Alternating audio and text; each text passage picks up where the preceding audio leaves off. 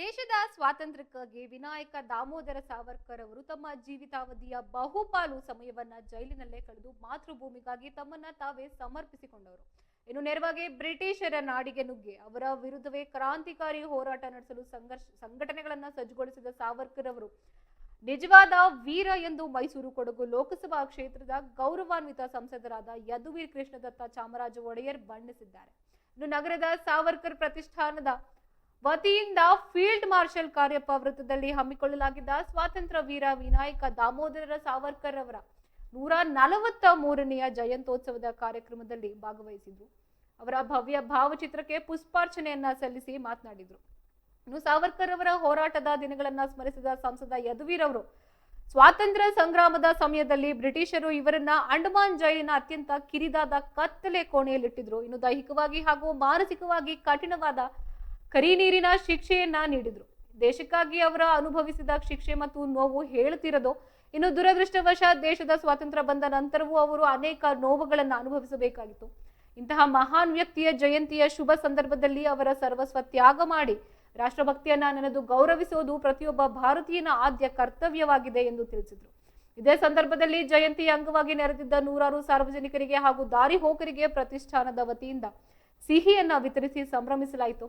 ಅದ್ಧೂರಿಯಾಗಿ ಜರುಗಿದ ಈ ದೇಶಭಕ್ತಿಯ ಕಾರ್ಯಕ್ರಮದಲ್ಲಿ ಸಂಸದ ಯದುವೀರ್ ಅವರೊಂದಿಗೆ ಸಾವರ್ಕರ್ ಪ್ರತಿಷ್ಠಾನದ ಪ್ರಧಾನ ಕಾರ್ಯದರ್ಶಿಯಾದ ರಾಕೇಶ್ ಭಟ್, ಮೈಸೂರು ಮಹಾನಗರ ಪಾಲಿಕೆಯ ಮಾಜಿ ಸದಸ್ಯರುಗಳಾದ ಪ್ರಶಾಂತ್ ಗೌಡ, ಜಗದೀಶ್, ವಿಕ್ರಮ್ ಅಯ್ಯಂಗಾರ್, ಪ್ರಮುಖ ಮುಖಂಡರಾದ ಸಂದೇಶ್, ಪ್ರಮೋದ್ ಗೌಡ, ಸಂಜಯ್, ಇನ್ನು Santosh, TS Arun, Deepak, Ravi Gowda, guide Chandru, Sanjay Prasanna, D Raghavendra, Chetan Bhagyaraj, Madhu, Somashekar, Chandan Gowda, Murali, Nagendra, Vishnuvardhan ಸೇರಿದಂತೆ ನೂರಾರು ಕಾರ್ಯಕರ್ತರು ಹಾಗೂ ದೇಶಾಭಿಮಾನಿಗಳು ಉಪಸ್ಥಿತರಿದ್ದರು. ಇನ್ನು ವೀರ ಸಾವರ್ಕರ್ ಅವರಿಗೆ ಪ್ರಣಾಮವನ್ನ ಸಲ್ಲಿಸಿದ್ದಾರೆ.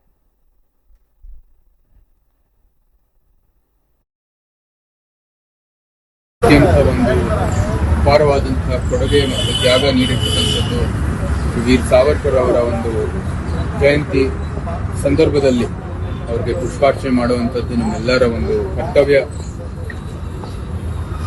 ಇಡೀ ಜೀವನವೇ ಭಾರತದ ಒಂದು ಸ್ವಾತಂತ್ರ್ಯಕ್ಕಾಗಿ, ಭಾರತದ ಒಂದು ಮೂಲ ಸಂಸ್ಕೃತಿ ಮತ್ತು ಪರಂಪರೆ ಜೊತೆಗೆ ಭಾರತೀಯರು ಅವರ ಒಂದು ಒಳ್ಳೆ ಬದುಕಕ್ಕಾಗಿ ಜೀವನವನ್ನು ಸಮರ್ಪಣೆ ಮಾಡಿರ್ತಕ್ಕಂಥದ್ದು ಎಲ್ಲರಿಗೂ ತಿಳಿದಿರ್ತಕ್ಕಂಥ ಸಂಗತಿ. ಅವರ ಜೀವನದ ಪ್ರತಿಯೊಂದು ಅಂಶಗಳು ಇಲ್ಲಿ ಮಂಡಿಸಲಿಕ್ಕೆ ನಮಗೆ ಅವಕಾಶ ಇಲ್ಲ.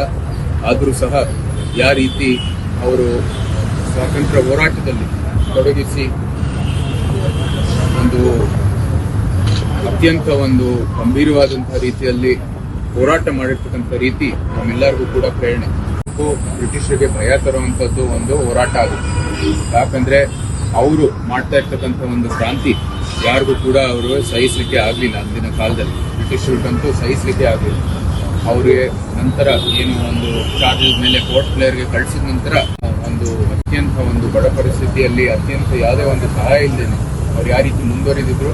ನಂತರ ಭಾರತ ಸ್ವಾತಂತ್ರ್ಯ ಬಂದರೂ ಕೂಡ ಅವರು ಯಾವ ರೀತಿ ಬಹಳ ಸಂಕಷ್ಟದಲ್ಲಿ ಯಾವ ರೀತಿ ಮುಂದುವರಿತಾ ಇದ್ರು ಎಲ್ಲ ನಮಗೂ ಕೂಡ ಒಂದು ರೀತಿಯ ಒಂದು ನಾವು ನೆನಪು ಮಾಡ್ಕೋಬೇಕಾಗಿದೆ.